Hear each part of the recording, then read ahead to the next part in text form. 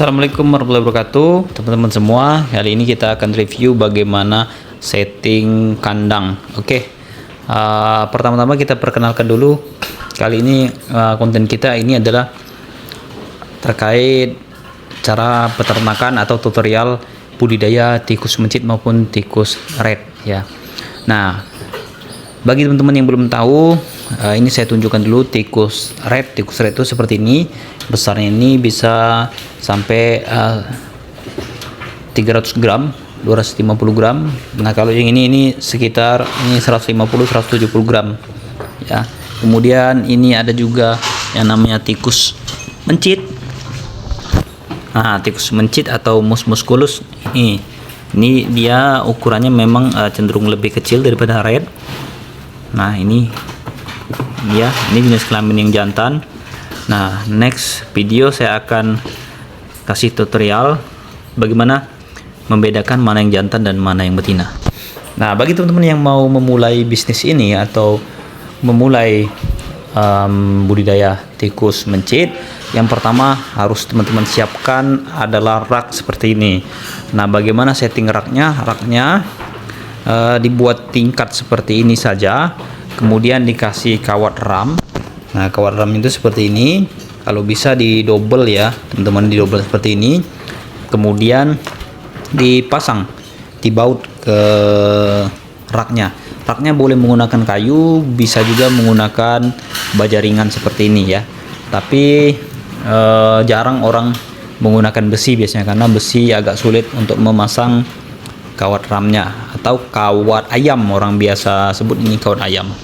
Untuk red yang seperti ini boleh menggunakan kawat ayam yang agak jarang, tetapi kalau saya ini menggunakan yang lebih rapat karena supaya lebih safety saja, supaya tidak ada hewan-hewan lain yang masuk. Kalau kawat ayamnya agak jarang seperti ini, sebenarnya dia sudah tidak bisa keluar, tapi binatang-binatang lain seperti cicak atau apa bisa masuk ke dalam. Kalau seperti ini nggak bisa masuk. Nah, kemudian yang harus teman-teman siapkan adalah box ya. Box tahu seperti ini. Jadi box tahu seperti ini harganya kisaran 15.000 sampai 25.000, tergantung daripada merek ya dan ketebalannya. Nah, untuk membuat raknya ini teman-teman, supaya bisa menjadi seperti ini ya, teman-teman wajib pasang yang namanya ini. Ini adalah kayu atau papan terbuat dari kayu dan dibaut di bawahnya seperti ini. Nih, dibaut seperti ini. Kemudian dibuat sangkaan seperti ini. Jadi kayunya itu double. Yang satu kayunya agak lebih kecil, kemudian yang satunya agak lebih lebar supaya bisa nyangkut bagian sisi kiri dan sisi kanan boxnya.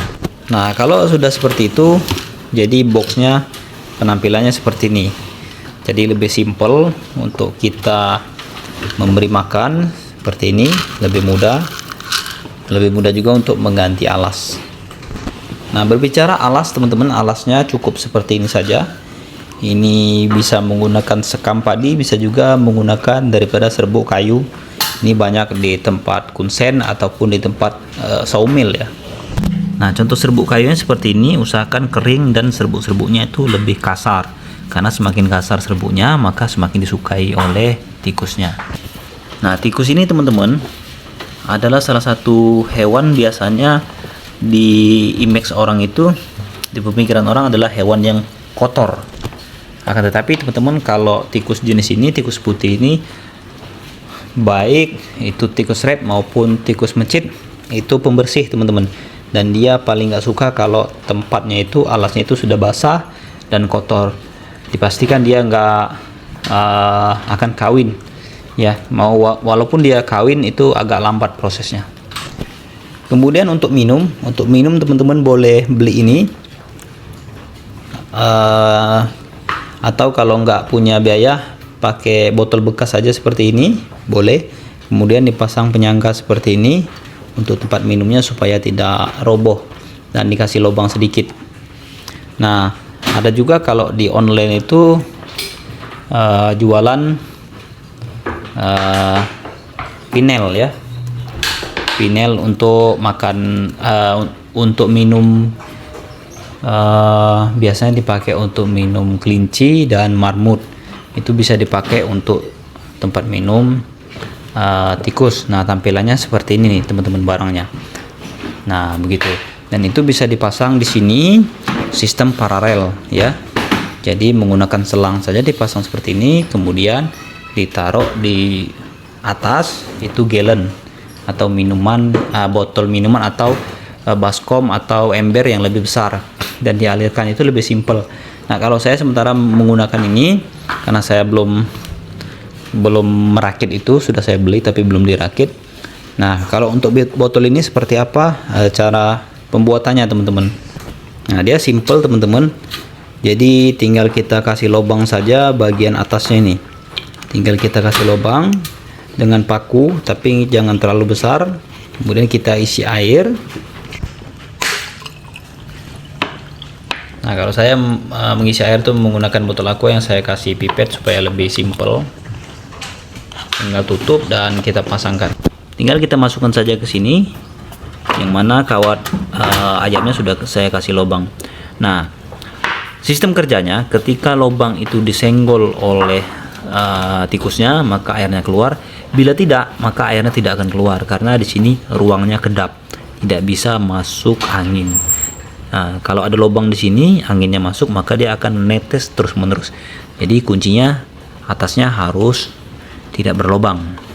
Bisa juga menggunakan botol-botol yang berdasarkan berbahan plastik, tapi dominan sering menetes terus-menerus karena plastik itu lembut, jadi dia bisa menetes terus dan itu bisa membasahi si alas kandangnya. Nah, ini adalah salah satu contoh hasil panen kita. Ini sudah berusia 1,5 bulan.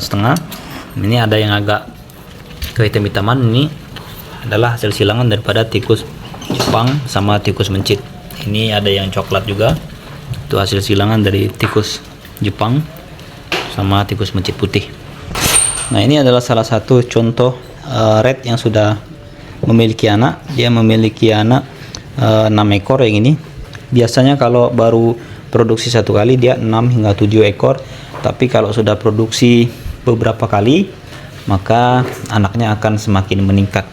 Nah, ini yang usia sekitar 2 mingguan atau 2 minggu 3 minggu.